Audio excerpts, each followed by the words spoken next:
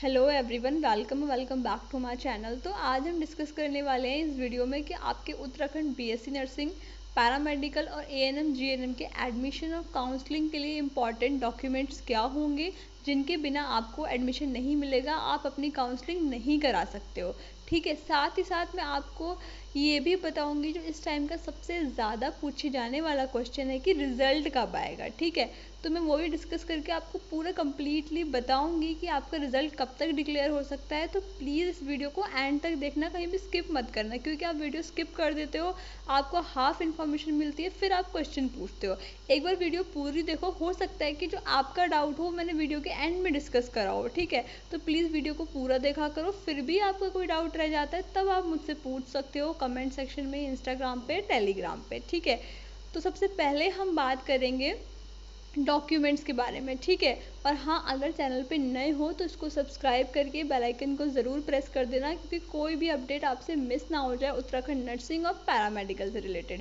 तो आइए दोस्तों, स्टार्ट करते हैं वीडियो। सबसे पहले बात करने वाले हैं डॉक्यूमेंट्स के बारे में, क्योंकि अगर डॉक्यूमेंट्स ही नहीं होंगे तो भले ही काउंसलिंग आपकी कल स्टार्ट हो जाए और आप टॉपर भी क्यों ना हो उस एग्ज़ाम के, आपको सीट नहीं मिलेगी अगर आप फेल हो जाते हो, अपने डॉक्यूमेंट्स उनके सामने शो नहीं कर पाते हो। ठीक है, सबसे पहले बात करते हैं डॉक्यूमेंट्स के बारे में, उसके बाद हम फिर देखेंगे कि रिजल्ट कब तक आ सकता है। तो ये हाँ, मैंने कुछ जो है लिस्ट आपकी बना रखी है डॉक्यूमेंट्स की, जो आपके मोस्ट इम्पॉर्टेंट हैं आपकी काउंसलिंग और आपके एडमिशन के टाइम पे ये आपसे मांगे जाएंगे। ठीक है, तो वन बाय वन हम पूरा डिस्कस करते हैं।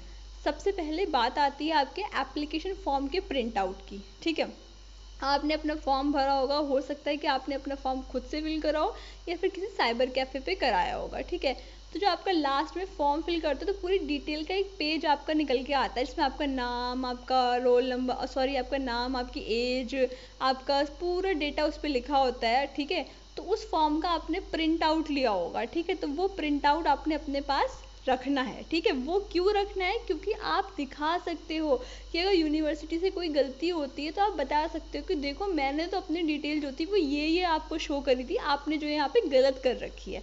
ठीक है, तो आपने अपना एप्लीकेशन फॉर्म का प्रिंट आउट अपने पास रखना है और हो सके तो इसकी फ़ोटोकॉपी भी करा लेना। ठीक है, अब नेक्स्ट बात आती है आपकी रिजल्ट प्रिंट आउट की। देखो, रिजल्ट अभी नहीं आया है, लेकिन रिजल्ट जब भी आ जाता है, जैसे ही आपका रिजल्ट आएगा तो आपने उसका स्क्रीनशॉट या फिर प्रिंट आउट ले लेना है। कहाँ पे आपका नाम लिखा होगा, जिस वाली लिस्ट में आपका नाम होगा, आपका रोल नंबर होगा, आपकी रैंक लिखी होगी और आपके मार्क्स लिखे होंगे। ठीक है, कैटेगरी वाइज आपने उसका प्रिंट आउट निकाल लेना है। वो क्यों, ताकि आप फ्यूचर में दिखा सकते हो कि देखिए मेरी रैंक तो इतनी आई थी, मेरे मार्क्स इतने थे और आपकी ही यूनिवर्सिटी ने मुझे ये रैंक और ये मार्क्स प्रोवाइड करे थे। ठीक है, तो ये उसका प्रिंट आउट निकाल के रख लेना। अब बात आती है फ़ोटोग्राफ्स की। तो देखो, जो फॉर्म में फ़ोटोग्राफ्स आपने लगाई थी अपनी, अगर पॉसिबल हो तो वही फ़ोटोग्राफ्स को अपने पास रखना। ठीक है, क्योंकि फ़ोटोग्राफ्स जो है वो बहुत इंपॉर्टेंट है। अगर किसी के पास नहीं है तो हो सकता है कि सॉफ्ट कॉपी हो तो उसकी बनवा लो, और अगर फिर भी वो फ़ोटोग्राफ्स नहीं मिल सकती तो फिर दूसरी फ़ोटोग्राफ्स अपने पास रख लेना, लेकिन 5 फ़ोटोग्राफ्स पक्का से अपने पास रखना। ठीक है, पासपोर्ट साइज़ रखना। अब बात आती है डोमिसाइल सर्टिफिकेट की। तो ऐसे स्टूडेंट जो उत्तराखंड से बिलोंग करते हैं, ठीक है, आप उत्तराखंड से अगर बिलोंग करते हो तो आपने अपने फॉर्म में लिखा होगा कि हाँ आप उत्तराखंड के जो हो, यहाँ पे सिटीजन हो। ठीक है, परमानेंट रेजिडेंस हो, तो आपने क्या करना है, आप अपना डोमिसाइल सर्टिफिकेट दिखाना है, क्योंकि आप काउंसलिंग में अपना डोमिसाइल सर्टिफिकेट दिखाओगे तभी जा कर के आपको सीट अलॉट होगी आपके गवर्नमेंट कोटा की। ठीक है, अगर आप फेल हो जाते हो, अपना डोमिसाइल सर्टिफिकेट नहीं दिखा पाते हो, तो आपको जो है प्राइवेट कोटा की सीट मिलेगी, गवर्नमेंट कोटा की सीट नहीं मिल पाएगी। डोमिसाइल मस्ट है, अगर आपने फॉर्म में लिखा है तो आपको दिखाना होगा। ठीक है, लेकिन हाँ, डोमिसाइल जब वहाँ पे सबमिट करोगे तो ओरिजिनल नहीं करना होता है, फोटोग्राफ उसकी जो आपकी फ़ोटोकॉपी होती है वो चल जाती है। ठीक है, अब बात आती है 10th की मार्कशीट की। तो देखो, सबका रिजल्ट 10th का तो बहुत ही पहले आ गया होगा, सबके पास मार्कशीट होगी, तो 10th की मार्कशीट आपकी होनी चाहिए। वो क्यों, क्योंकि 10th की मार्कशीट के मार्क्स नहीं देखे जाते हैं आपके, बस आप पास हो चल जाएगा, लेकिन आपकी डेट ऑफ बर्थ मैच करी जाती है कि जो आपने फॉर्म में फिल करी थी और जो आपकी 10th की मार्कशीट में डेट ऑफ बर्थ है वो सेम है या नहीं है। ठीक है, बस पास होना चाहिए आपका चल जाएगा। 10th का पासिंग सर्टिफिकेट हो सकता है कि कुछ लोग सीबीएसई से पास आउट हुए हों, और अगर थोड़े पहले के मतलब वो पास आउट हों तो उनका रिजल्ट जो है आपस में पूरा एक ऐड होके आता था, लेकिन अब तो सीबीएसई का भी आपका जो है अलग से आता है। तो आपके पास पासिंग सर्टिफिकेट होगा 10th का, ठीक है, 10th की मार्कशीट, 10th का पासिंग सर्टिफिकेट होगा, सारे बोर्ड से मिलता है ये, ठीक है, तो वो आपने अपना शो करना है। अब आता है 12th की मार्कशीट। तो जो स्टूडेंट अगर अपीयरिंग डाला था तो वो भी अपनी मार्कशीट लेके जाएंगे, जिनके पास है तो उनके लिए तो ठीक ही है, ठीक है। 12th की मार्कशीट आपने अपनी ओरिजिनल दिखानी है वहाँ पे, 12th का पासिंग सर्टिफिकेट, ठीक है। सबमिट जो करोगे ये वाले डॉक्यूमेंट जो है आपके सर्टिफिकेट वाले, ये सारे फोटो कॉपी सबमिट करोगे, ओरिजिनल नहीं सबमिट करोगे, ठीक है। अब बात आती है अलॉटमेंट लेटर की। तो देखो जब काउंसलिंग स्टार्ट होगी, आप चॉइस फिलिंग कर दोगे, आपको जो है कॉलेज अलॉट हो जाएगा, तो आपके प्रोफाइल पे एक अलॉटमेंट लेटर आता है कि हाँ हमने आपको ये कॉलेज अलॉट करा है, आपके पास इतने से इतने पीरियड का टाइम है, आप जाइए उस कॉलेज में और जा करके अपना एडमिशन कराइए, अपनी सीट को लॉक करिए, ठीक है।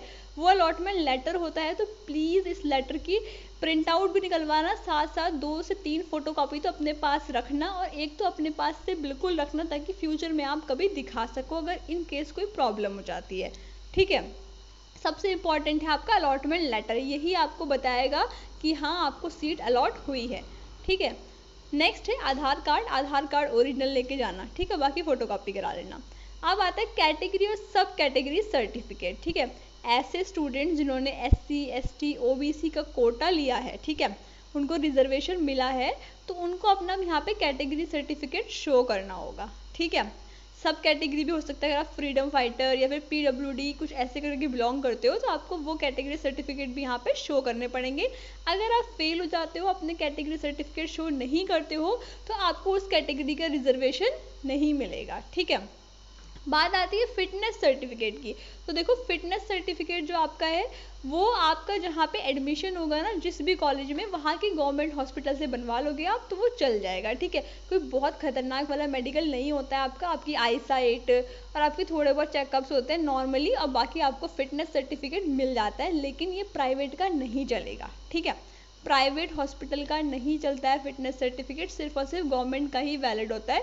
तो किसी भी डिस्ट्रिक्ट हॉस्पिटल से आप बनवा सकते हो, ठीक है। फिर CHC से बनवाओगे तब भी चल जाएगा, बट बेटर है कि डिस्ट्रिक्ट से बनवा लेना, ठीक है। नेक्स्ट आता है TC आपको मिली होगी आपके स्कूल से, तो वाली TC आप दिखा सकते हो, ठीक है। ये TC जो है ये ओरिजिनल सबमिट हो जाएगी आपकी। अब आता है गैप सर्टिफिकेट। तो गैप सर्टिफिकेट सबको नहीं बनवाना है, ऐसे स्टूडेंट जिनका 12th 1-2 साल पहले हो गया था और उन्होंने ड्रॉप लिया था, अपनी प्रिपरेशन कर रहे थे, कोचिंग कर रहे थे, तो उनको गैप सर्टिफिकेट दिखाना होता है कि हाँ उन्होंने इतने टाइम पीरियड में क्या करा है, ठीक है। तो आपने अपना गैप सर्टिफिकेट बनवाना है, ये सिर्फ और सिर्फ ड्रॉपर्स के लिए है, ठीक है, फ्रेशर्स के लिए नहीं है। बात आती है CC की। तो देखो CC भी जो है आपको स्कूल से मिला होगा कैरेक्टर सर्टिफिकेट, ये भी आपका ओरिजिनली सबमिट हो जाएगा।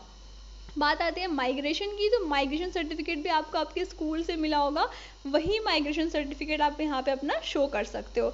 एंटी रैगिंग सर्टिफिकेट है, ये कहाँ से बनेगा? तो देखो ये तहसील से बन जाएगा, जो भी आपको कॉलेज अलॉट होगा उसके पास की तहसील जो नियर बाय पड़ती होगी वहाँ पे जाना, वहाँ बताना, एक फॉर्मेट होता है इसका, वो मैं शेयर कर दूंगी जब आपकी काउंसलिंग स्टार्ट होगी।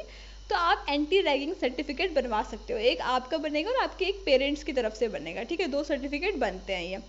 अब नेक्स्ट और लास्ट आता है बैंक ड्राफ्ट्स फॉर ट्यूशन और हॉस्टल फीस। देखो बैंक ड्राफ्ट जो है ना वो 2 बनते हैं, एक बनेगा आपकी ट्यूशन फीस का, यानी कि जो आपका फीस स्ट्रक्चर है ना उसका बनेगा, एक बनता है हॉस्टल फीस का।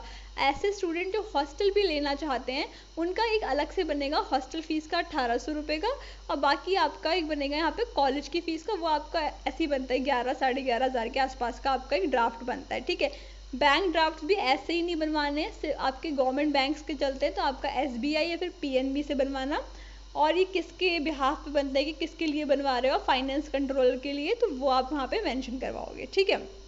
तो ये थे कुछ इंपॉर्टेंट डॉक्यूमेंट्स जो मैंने यहाँ पे आपको बताए हैं, ये ज़रूर होने चाहिए, क्योंकि ये नहीं होंगे तो आपकी काउंसलिंग भले ही आज स्टार्ट हो, कल हो या फिर कभी भी हो, अगर आप फेल हो जाते हो, ये डॉक्यूमेंट्स नहीं दिखा पाते हो, तो आपको सीट अलॉट नहीं होगी, आपके जो एडमिशन है वो कैंसिल हो जाएगा, आपकी सीट लॉक नहीं होगी, ठीक है। तो ये बहुत बहुत ज़रूरी हैं, तो प्लीज़ इन सारे डॉक्यूमेंट्स को अरेंज करना स्टार्ट कर दो। किसी के पास अगर कोई डॉक्यूमेंट नहीं है, कोई मिस हो गया है, कुछ है, तो प्लीज़ उसको कोशिश करो कि वो जल्दी से जल्दी आपके पास आ जाए, मिल जाए आपको, ठीक है। और हाँ, ये जो डॉक्यूमेंट्स मैंने बताए हैं इनके ओरिजिनल साथ ही साथ 2 सेट ऑफ फोटोकॉपी भी अपने पास रखना, ठीक है। फोटोकॉपीज़ के 2-2 सेट करवा लेना इन डॉक्यूमेंट्स के, ठीक है। इतना क्लियर हो गया डॉक्यूमेंट्स के बारे में। अब बात करते हैं हम कि आपका रिजल्ट कब आएगा, ठीक है। तो यहाँ देखो, जो आपका यहाँ पे आपकी ऑफिशियल वेबसाइट है, इस पे आप देख सकते हो कि यहाँ पे आप नीट MDS की जो है आपकी काउंसलिंग चल रही है, ठीक है। NEET MDS Uttarakhand state centralised counselling चल रही है और इसकी जो चॉइस फिलिंग है आपकी वो 17 जुलाई तक होने वाली है, ठीक है। ये चल रही है और चॉइस फिलिंग की लास्ट डेट है 17 जुलाई की। तो आप मान सकते हो कि इसका रिजल्ट जो है आपका वो 25 जुलाई या फिर 22 जुलाई तक आ जाएगा, ठीक है। तो इसी वजह से आपकी जो काउंसलिंग है और जो आपका रिजल्ट है आपकी आंसर की है उसमें डिले हो रहा है, क्योंकि यूनिवर्सिटी अभी जो है आपके नीट MDS में लगी हुई है, वो उनकी काउंसलिंग करवा रही है, ठीक है। हाँ देखो, उत्तराखंड काउंसिल आपकी जो यहाँ पे यूनिवर्सिटी है इनका थोड़ा डिले रहता है, थोड़ा सा मतलब हो जाती है प्रोसेस डिले, लेकिन अभी जो आपकी काउंसलिंग नहीं हो रही है वो इसी वजह से नहीं हो रही है, आपका रिजल्ट जो नहीं आ रहा है वो इसी वजह से नहीं आ रहा है। और बहुत सारे लोग पूछ रहे थे कि रिजल्ट कब आएगा कब आएगा, तो देखो कोई ऑफिशियल अपडेट अभी तक है नहीं और मुझे बिल्कुल भी अच्छा नहीं लगता है कि मैं ऐसे आके एवई में कुछ भी आपको फेक न्यूज़ दूँ कि आपका रिजल्ट तब आ जाएगा, नहीं, मुझे अच्छा नहीं लगता। मुझे व्यूज़ के लिए काम नहीं करना है। अगर मेरे पास कोई अच्छी ऑथेंटिक और जेन्युइन इन्फॉर्मेशन होगी तो मैं आपके साथ शेयर करूंगी, ठीक है। जब तक कोई ऑफिशियल अपडेट नहीं आता है तो बेवजह में वीडियो बनाने का कोई पॉइंट ही नहीं बनता है कि मैं आपको कुछ भी आके बोलूँ और आप मेरी बात पे ट्रस्ट करो, ठीक है। इसलिए मैंने आपको बताया यहाँ पे फैक्ट्स के साथ में कि आपकी नीट MDS की आपकी काउंसलिंग चल रही है, तो इसलिए थोड़ा डिले हो रहा है। हो सकता है कि आपकी इस मंथ के लास्ट तक आपकी जो आंसर की और आपका रिजल्ट है वो आ जाए, लेकिन काउंसलिंग का तो बिल्कुल भी अभी मत सोचना। काउंसलिंग जो है आपकी वो अगस्त से ही स्टार्ट होगी, ठीक है। तो अब तब तक अपने डॉक्यूमेंट्स को अरेंज कर लो अच्छे से। कोई डॉक्यूमेंट मिसिंग है तो उसको कोशिश करो कि वो बन जाए, ठीक है। और बाकी अभी भी कोई डाउट है तो पूछ लेना डॉक्यूमेंट्स के रिगार्डिंग कमेंट सेक्शन में या फिर इंस्टाग्राम टेलीग्राम पे, ठीक है। लेकिन प्लीज़ अभी अब मत पूछना कि रिज़ल्ट कब तक आएगा, क्योंकि रिज़ल्ट अभी थोड़ा डिले हो ही जाएगा, ठीक है। इस मंथ के लास्ट तक होपफुली आ जाए रिज़ल्ट। बाकी ये वीडियो कैसी लगी प्लीज़ कमेंट सेक्शन में बताना। बहुत मेहनत लगती है वीडियोस बनाने में, आपके लिए सारा डेटा इकट्ठा करने में, तो प्लीज़ इस वीडियो को ज़्यादा से ज़्यादा लाइक करना, शेयर करना अपने दोस्तों के साथ में, ताकि उनकी भी हेल्प हो जाए, उनका भी कोई डॉक्यूमेंट मिसिंग ना रहे।